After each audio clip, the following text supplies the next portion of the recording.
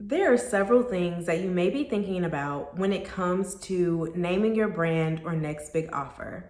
For instance, you may be asking yourself questions like, is this going to resonate with my clients and customers? Will this name be memorable and stand out in the marketplace? While these are extremely important considerations, and these are questions that you absolutely need to be asking yourself, there are also some legal considerations that you need to consider as well.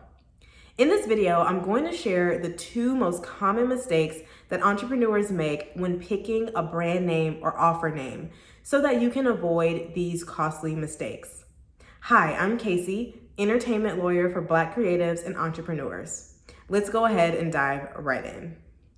So the first mistake is picking a descriptive or generic name. Contrary to popular belief, everything is not trademarkable.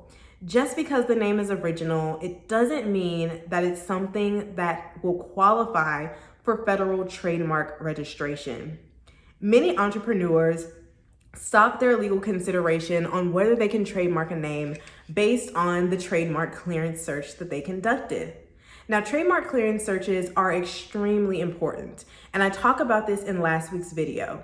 If you haven't already watched that video, I strongly encourage you to go back and learn about the 4 steps to follow in conducting a trademark clearance search. These searches help you to avoid costly mistakes where you could be infringing on someone else's trademark or picking a name that just simply can't be registered because it's too similar. But going into step 1 here, or the first mistake here, picking a descriptive or generic name is also an area that will lead you to not being able to have a registered trademark. So a merely descriptive trademark, this is where you may pick a name where it simply describes the goods or services that you are providing without identifying or distinguishing the source of goods or services. The whole purpose of trademarks is to serve as a brand identifier for consumers. So picking something that's merely descriptive doesn't actually do that. So examples like this would be using the word creamy for a yogurt brand or crunchy for cookies or crackers. These names are simply describing an aspect of your goods or service, and they're not actually identifying a brand. So it doesn't actually distinguish for a customer or consumer that this is an actual brand. It merely just describes it.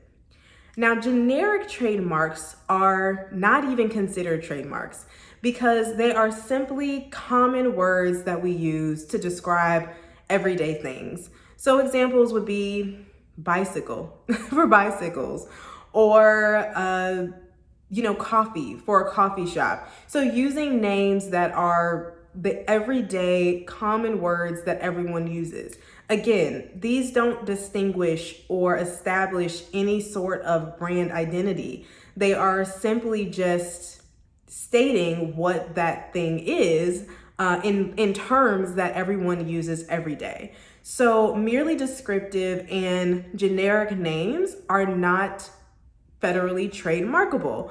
So if you're considering using a name that may be merely descriptive, and in my experience, that tends to be the one that people tend to have more issues with more than the generic names. Like people typically aren't using, everyday names for their trademarks, but merely descriptive is where folks tend to run into some issues. So in the names that you're considering using for your brand or your next big offer, make sure that it's something that doesn't simply describe your goods and services, and that's not an everyday common use for that thing. Make sure it's something that is distinguishable and establishes your brand. Now, the second most common mistake that I see, and this one is not directly related to picking a name per se, but it deals with how entrepreneurs approach the naming process. And I know this is also one that is kind of an unpopular opinion, but that mistake would be trademarking a name too soon. So I know if you are in the process of considering a trademark, you may be reading a lot of information that tells you to trademark as soon as possible. Go ahead and start the registration process so that no one else beats you to it. But the issue that I see entrepreneurs facing is that oftentimes, I'm an entrepreneur myself. We get excited about new ideas. We get excited about new concepts and offers. And so we're ready to go full force into those things. But what happens if in a couple of months you decide to change or tweak the name? If you've already started the trademark process, you've paid that application fee, which is non-refundable, and you've already invested into this very time-consuming process. And so you don't want to start the trademark registration process until you're 100% sure that you're ready to move forward with that particular brand name, that is something that you are ready to protect, and that it's something that you're going to be using for a long time in your business.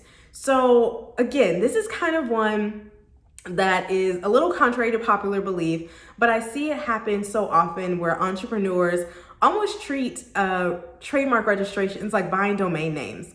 But again, the trademark process is a lot more expensive, time consuming, and is absolutely an investment, because once you register that trademark, you have to continue to enforce your rights on that mark so that you don't lose your registration. So it's a continual process. Once you receive that registration, that's not just the end of it. You have to continue protecting your brand so that others can't come in and ultimately take it away from you if you're not using it. So those are the two most common mistakes that I see entrepreneurs making. Make sure that you are strongly considering what names that you're using, things that are not going to be infringing on anyone else's rights. So again, go back to last week's video on more information for the trademark clearance process, but also making sure you're not picking names that are merely descriptive or generic, and that you're not jumping into the process too soon. I hope that these tips have been helpful for you and that you can take this with you as you are working towards naming your next big product or your brand name as a whole. If you found this video to be helpful, please be sure to like and subscribe to this YouTube channel so that you can get notified when I release new videos.